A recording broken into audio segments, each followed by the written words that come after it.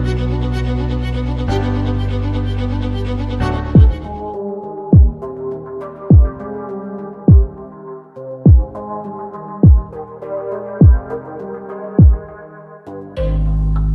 Everyone, welcome to this video.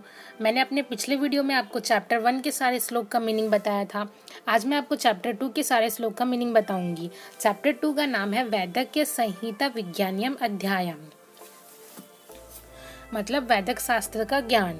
ठीक है, अभी आ जाइए हमारे फर्स्ट श्लोक पर। अथ मैत्रीपरः पुण्यम आयुर्वेदम पुनर्वसु शिष्येभ्यो दत्तवान् षडभ्यः सर्वभूत अनुकंपया अग्निवेशश्च भेलश्च जतुकर्णः पराशरः हारितः ख्यारपाणिश्च जगृहु तत् मुनेः वचः। लास्ट वर्ड का देखिए संधि विच्छेद, जगृहु तत् मुनेः वचः। फर्स्ट श्लोक पे आ जाइए। अथ मैत्रीपरः, इसका मतलब है कि इसके बाद मित्रता में श्रेष्ठ जो पुनर्वसु है, उन्होंने अपने 6 शिष्यों को लोगों की कृपा से ज्ञान दिया। अथ मैत्रीपरः, मैत्रीपरः मतलब मित्रता में श्रेष्ठ। पुण्यम आयुर्वेदम पुनर्वसु शिष्येभ्यो, शिष्यों को दत्तवान दिया, षडभ्यः 6 शिष्य, सर्वभूत अनुकंपया, सर्वभूत मतलब लोगों की, अनुकंपया कृपा से, अग्निवेशश्च भेलश्च जतुकर्णः पराशरः हारितः ख्यारपाणिश्च, ये उनके 6 शिष्यों का नाम है। जगृहु तत् मुनेः वचः, इसका मतलब है जगृहु मतलब उन्होंने इनके वचनों को यथावत ग्रहण किया। अभी ये चारों लाइन का एक बार मीनिंग देखिए। मैत्री परायण पुनर्वसु, इसका मतलब कि मित्रता में जो पुनर्वसु श्रेष्ठ थे, उन्होंने सारे लोगों की कृपा से अपने आयुर्वेद के ज्ञान को 6 शिष्यों को दिया, और उनके जो शिष्य थे अग्निवेश, भेल, जतुकर्ण, पराशर और हारित और ख्यारपाणी, इन्होंने उनके वचनों को यथावत ग्रहण किया। अभी आ जाइए हमारे नेक्स्ट श्लोक पर। बुद्धेः विशेषः तत्र आसीत्, न उपदेश अंतरम मुनेः, तंत्रस्य कर्ता प्रथमम अग्निवेशः यत् अभवत्। फर्स्ट वर्ड देखिए, बुद्धेः विशेषः तत्र आसीत्, न उपदेश अंतरम मुनेः। इसका मतलब है कि बुद्धेः विशेषः, वह बुद्धि में विशेष था, न उपदेश अंतरम मुनेः, मुनि के उपदेश में कोई अंतर नहीं था। तंत्रस्य कर्ता प्रथमम अग्निवेशः यत् अभवत्, मतलब अग्निवेश प्रथम तंत्र करता हुए। तो इस श्लोक में यह बताया गया है कि अग्निवेश जो थे वे प्रथम तंत्र करता हुए, क्योंकि वे मेधावी थे, इसलिए नहीं कि पुनर्वसु ने इन्हें कोई विशेष उपदान प्रदान किया था। इसका मतलब है कि अग्निवेश जो थे वो बहुत बुद्धिमान थे, उन्होंने अपने बुद्धि से प्रथम तंत्र करता हुए, इसलिए नहीं कि पुनर्वसु ने उन्हें कोई विशेष उपदेश प्रदान किया था। मतलब ऋषि ने उन्हें कोई विशेष उपदेश नहीं दिया था, बल्कि वे बुद्धिमान थे, इसीलिए उन्होंने प्रथम तंत्रकर्ता वे हुए। ठीक है, अभी आ जाइए हमारे नेक्स्ट श्लोक पर। चरकः सुश्रुतश्चैव वागभट्टश्च तथा अपरः मुख्याश्च संहिता वाच्या तिस्त्र एव युगे युगे। चरक सुश्रुत वागभट्टश्च तथा अपरः मुख्याश्च संहिता, मुख्य संहिता वाच्या तिस्त्र मतलब 3, एव युगे युगे। इसका मतलब है चरक, सुश्रुत और वागभट्ट ये युग युग की 3 मुख्य संहिताएं हैं। हमें पता है कि चरक, सुश्रुत और वागभट्ट ये सबसे श्रेष्ठ संहिताएं हैं। तो यहाँ पर वही बताया गया है कि चरक, सुश्रुत और वागभट्ट जो हैं ये युग युग की सबसे 3 मुख्य संहिताएं हैं। अभी आ जाइए हमारे नेक्स्ट श्लोक पर।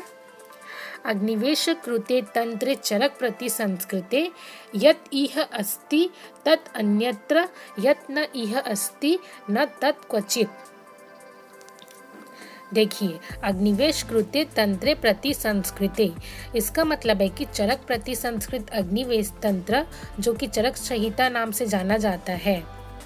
यत् इह अस्ति मतलब यहाँ पे जो दिया गया है, तत् अन्यत्र तत् अन्यत्र, मतलब कि जो यहाँ पर दिया हुआ है वह बाकी शास्त्रों में भी उपलब्ध है। यत् न इह अस्ति, मतलब यहाँ पर जो नहीं दिया हुआ है, न तत् क्वचित, मतलब वो अन्य शास्त्रों में भी नहीं मिलेगा आपको। अग्निवेश कृते तंत्रे प्रति संस्कृते यत् इह अस्ति तत् अन्यत्र यत् न इह अस्ति न तत् क्वचित। इसका मतलब है कि जो आपको चरक संहिता में मिलेगा वो आपको बाकी सब जगह भी मिलेगा, लेकिन आपको जो चरक संहिता में नहीं मिलेगा वो आपको कहीं और भी नहीं मिलेगा। ठीक है, अभी आ जाइए नेक्स्ट श्लोक पर। निदाने माधवः श्रेष्ठः सूत्रस्थाने तु वाघभट्टः शरीरे शुश्रुतः श्रेष्ठः चरकस्तु चिकित्सिते। ये तो बहुत इजी श्लोक है और इम्पोर्टेंट भी है। इसका मतलब है निदान में माधव निदान श्रेष्ठ है, सूत्र स्थान में वाघभट्ट श्रेष्ठ है और शारीर स्थान में सुश्रुत श्रेष्ठ है, चिकित्सा स्थान में चरक श्रेष्ठ है। बस यहाँ पे इतना ही बताया गया है। ठीक है, अभी आगे आ जाइए। अष्टांग संग्रहे ज्ञाते वृथा प्राक् तंत्रयोः श्रमः, अष्टांग संग्रह अज्ञाते वृथा प्राक् तंत्रयोः श्रमः। अष्टांग संग्रह ज्ञाते वृथा प्राक् तंत्रयोः श्रमः, मतलब अष्टांग संग्रह का यथार्थ ज्ञान प्राप्त कर लेने पर उसके पहले के तंत्रों का ज्ञात प्राप्त कर लेने का परिश्रम व्यर्थ है। मतलब अगर आप अष्टांग संग्रह का ज्ञान प्राप्त कर लेते हैं तो उसके पहले जो सब तंत्र बनाए गए हैं, अगर आप उसका ज्ञान प्राप्त करते हैं तो वह व्यर्थ है। अष्टांग संग्रहे अज्ञाते वृथा प्राक् तंत्रयोः श्रमः। इसका मतलब है कि अगर आपने अष्टांग संग्रह का पूरा ज्ञान प्राप्त नहीं किया है और आप बाकी सब तंत्र को पढ़ रहे हैं तो उसमें भी आपका परिश्रम जो है वो व्यर्थ है। ठीक है, अभी आ जाइए हमारे नेक्स्ट श्लोक पर। यदि चरकम अधीते तद ध्रुवम शुश्रुतादि प्रणिगदित गदानां नाम मात्रे अपि बाह्यः अथ चरक विहीनः प्रक्रियायाम् अखिन्नः किमिव खलु करोति व्याधितानां वरकः। यदि चरकम अधीते तद ध्रुवम शुश्रुतादि, इसका मतलब है कि आपने अगर चरक का अध्ययन किया है पर आपने सुश्रुत का अध्ययन नहीं किया है। प्रणीत गदानाम, इसका मतलब है पहले से वर्णित रोग, नाम मात्रे अपि बाह्यः, तो आप नाम के ही रह जाएंगे डॉक्टर। बाह्यः मतलब बाहर से। इसका मतलब है कि अगर आपने चरक का ज्ञान, आपके पास चरक का ज्ञान है लेकिन सुश्रुत का ज्ञान आपने प्राप्त नहीं किया है तो आप बस नाम के ही वैद्य रह जाएंगे और आपको ठीक से चिकित्सा नहीं कर पाएंगे। अथ चरक विहीनः प्रक्रियायाम् अखिन्नः किमिव खलु करोतु व्याधितानां वरकः। इसका मतलब है कि अगर आपने चरक नहीं पढ़ा है और सुश्रुत का ज्ञान आपके पास है तो फिर आप व्याधियों का ठीक से चिकित्सा नहीं कर पाएंगे, क्योंकि आपको चिकित्सा करने का तरीका तो पता होगा लेकिन आपको उस डिजीज़ का ठीक से प्रोसीजर ही पता नहीं होगा जो कि चरक में दिया गया है। तो इस 4 लाइन का मीनिंग पूरा बताया गया है कि यदि कोई वैद्य केवल चरक को पढ़कर ही रहे तो वह सुश्रुत आदि द्वारा वर्णित रोगों के नामों से भी अनभिज्ञ होगा। इसका मतलब है कि अगर वह खाली चरक पढ़ेगा तो उसके पास चिकित्सा का पूरा ज्ञान तो होगा लेकिन उसका ट्रीटमेंट कैसे करना है उसको सही से पता नहीं होगा।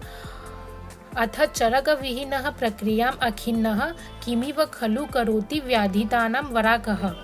इसका मतलब है कि अगर उसके पास खाली सुश्रुत का ज्ञान होगा तो फिर उसको ट्रीटमेंट का प्रोसीजर तो पता होगा लेकिन उसे डिजीज़ के बारे में ही पूरा इन्फॉर्मेशन नहीं होगा। ठीक है, अभी आ जाइए नेक्स्ट श्लोक पर। सुश्रुतम न श्रुतम येन किम अन्यैः बहुर्भिः श्रुते न अलौकी चरकम येन स वैद्यो वैद्य निंदति। सुश्रुतम न श्रुतम, अगर सुश्रुत नहीं सुना है किसी ने, किम अन्यैः बहुर्भिः, लेकिन दूसरे बहुत सारे शास्त्र को उसने ग्रहण किया है। न अलौकी चरकम येन स वैद्यो वैद्य निंदति, और उसने चरक का भी अवलोकन नहीं किया है। वैद्य निंदति, तो वह बाकी वैद्य से निंदित ही होगा।